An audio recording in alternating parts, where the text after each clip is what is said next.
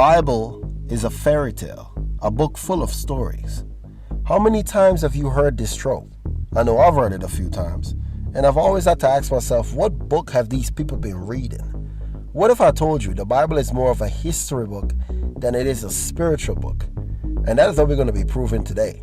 An event that happened in history that was foretold centuries before in the Bible.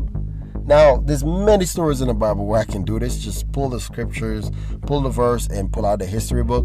But today we're going to zoom in specifically on the story of King Hezekiah and Sennacherib, because that story stood out to me the most. I have an AI voice. Say what's up to them. Hey guys, it's me, just with a different voice. This voice is going to be reading for me because I can't find somebody to read for me, so I need to create a duplicate of myself.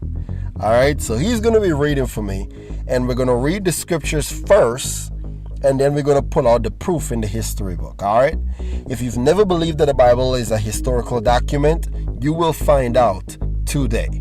Let's not waste any more time. Let's get straight to the reading. Go ahead, bro. The floor is yours.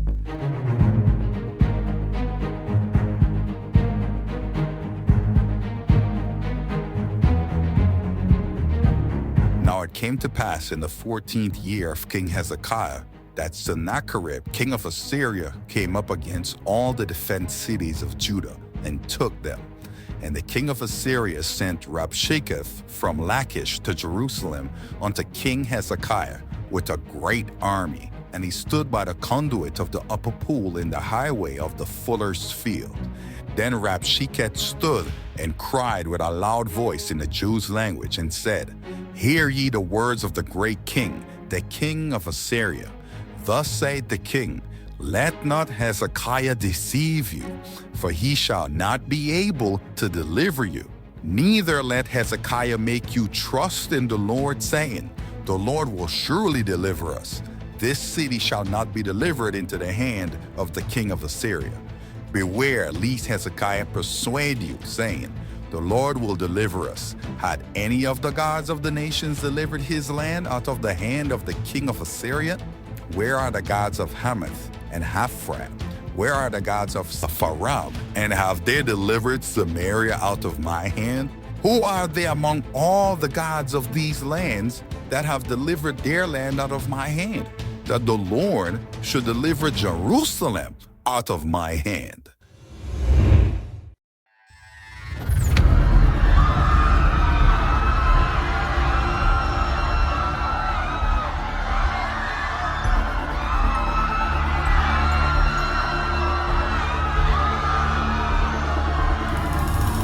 And it came to pass, when King Hezekiah heard it, that he rent his clothes and covered himself with sackcloth and went into the house of the Lord.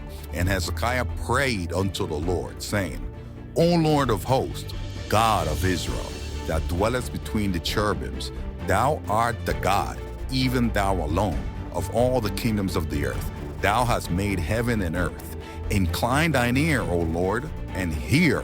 Open thine eyes, O Lord, and see, and hear all the words of Sennacherib, which had sent to reproach the living God.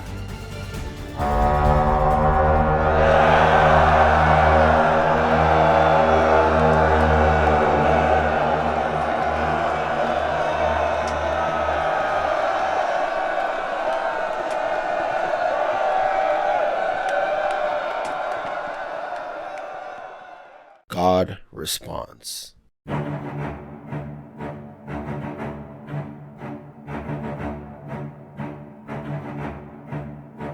Then Isaiah son of Amos sent unto Hezekiah, saying, Thus saith the Lord God of Israel, whereas thou hast prayed to me against Sennacherib, king of Assyria, this is the word which the Lord had spoken concerning him. The virgin, the daughter of Zion, had despised thee, and laughed thee to scorn. The daughter of Jerusalem had shaken her head at thee. Whom hast thou reproacheth and blasphemed? And against whom hast thou exalted thy voice and lifted up thine eyes on high, even against the Holy One of Israel?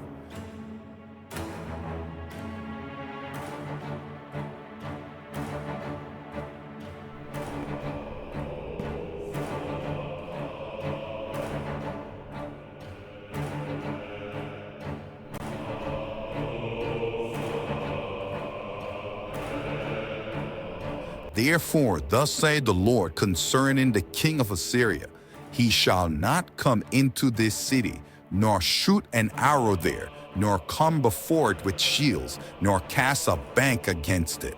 By the way that he came, by the way shall he return, and shall not come into this city, saith the Lord.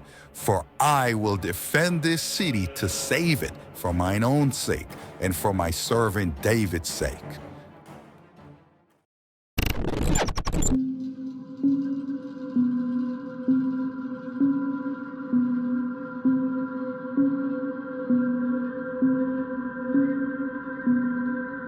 Then the angel of the Lord went forth and smote in the camp of the Assyrians 185,000. And when they arose early in the morning, behold, they were all dead corpses.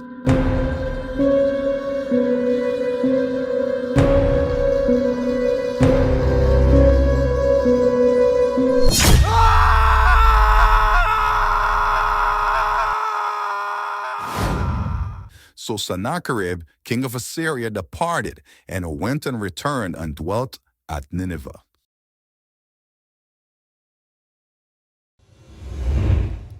All right, so I have my Bible here, and I have the history book called The Last 2 Million Years. We're going to go in the history book now. We're going to go to page 56, all right? And we're going to read these paragraphs. The last place where we left off was Isaiah 37 and verse 37. So Sennacherib, king of Assyria, departed and went and returned and dwelt in Nineveh. This is where we ended off, right? So let's start reading these paragraphs. Look. Sargon's son, Sennacherib, moved his capital to Nineveh. Whoa! We just read that, right? That's how it ended off. Returned and dwelt in Nineveh, right? So that's one down. Anyway, where some of the finest Assyrian sculptures have been found, they included winged bulls and carved reliefs of battle, showing how the Assyrians flayed the elders of rebel cities and hung their skins on the walls. Sennacherib sacked and burnt Babylon. In his own words, the city and its houses, from its foundations to its tops. I destroyed, I devastated, I burnt with fire. Through the midst of that city, I dug canals, I flooded its site with water, and the very foundation thereof I destroyed. Now, in the Bible, this guy was boasting about how he destroyed the cities and all that, right? You remember in the first half of this video, and how he's telling God is not going to come and save you because I did all this stuff. This guy was a boaster in the Bible, and he was a boaster according to history. Same record, but let's go. Look, Jerusalem, now we're talking about Hezekiah. Jerusalem was also besieged in 701. The occasion on which, in the words of Byron's poem, the Assyrians came up like the wolf on the fold. Look, now let's get to the main part.